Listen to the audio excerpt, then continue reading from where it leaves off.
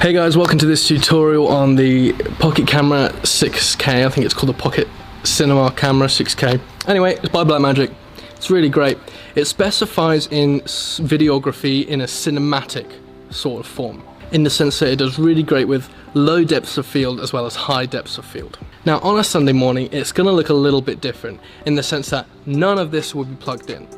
You're also going to have an extra battery pack that I will always plug in for you and make sure it's fully charged on your Sunday morning.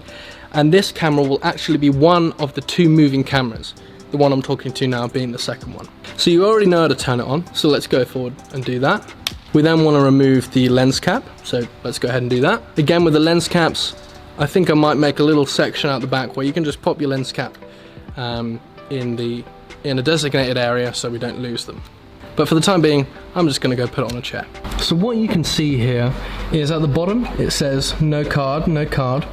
And there's a red field around everything, which means it's in focus. So that's really good. What we want is for everyone to be in focus and this one to be more of a close-up shot. On a Wednesday evening, whoever's doing it, most likely myself, will have already set up the shot. So if you're also doing a Wednesday evening, don't worry about moving the camera into a better position. I probably would have already done it by then. In terms of settings, there's not much to worry about. If it's too bright, then you simply click the button on the top. There are 3 buttons, which I'll show you now. So the 3 buttons on the top equal ISO, shutter speed, and white balance. You don't really have to worry about these as I'm going to set them, but again, if they are messed up, just refer to the document on the booth and you'll get going sooner than you thought you would. If you're filming on a Saturday morning, you'll probably want to know which resolution we use, which format we record in, and all those kinds of things. So let me show you. If you want to go to the menu screen, you simply click this 3rd button here. It's got 3 lines, and that is the menu button. You'll then see a display that looks a little bit like this. So there are 5 separate options for this camera. The recording options, which also have separate options here. The monitor options, which is what comes up on your screen.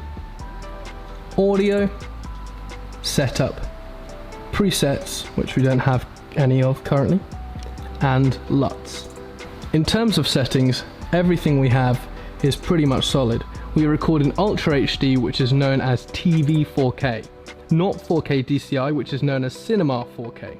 We'd love to record in Cinema 4K, but the file sizes are just too big, and actually no TVs or live streaming services support it at the moment. On this particular camera, we record in ProRes, which is Apple's filming format. There is also a second format called Blackmagic RAW, which is a Blackmagic's own filming format.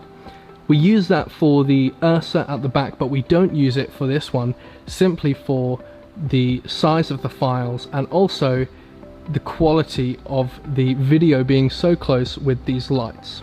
So the reason that we don't use Blackmagic RAW is because it for some reason doesn't react very well to the lights. Now, the lights in the main hall are these fluorescent tubes that use a sort of refreshing speed that you won't see to the naked human eye. You might have noticed it on our live streams, but you'll see these lines that sort of go down, whether it be the worship or Pastor Robert speaking, and that's due to the lights and this camera and the one at the back not really being able to handle it too well. Now there are settings we can change, which I will be experimenting with in the next few weeks, and I'll update these videos if we've figured it out.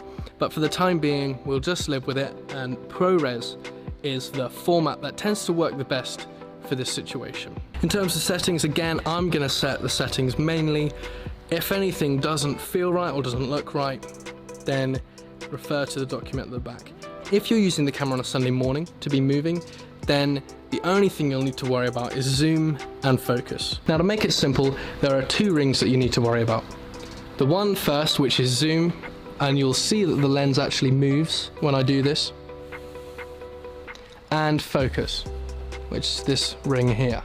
Now if you wanted to zoom in, it's really simple. You grab the first ring and you twist it clockwise to your left. If you wanted to zoom out, you simply pull it back the other way until the focus stops. Now this is quite a short zoom lens. It's only 24mm to 70mm, but it's perfect for this kind of filming.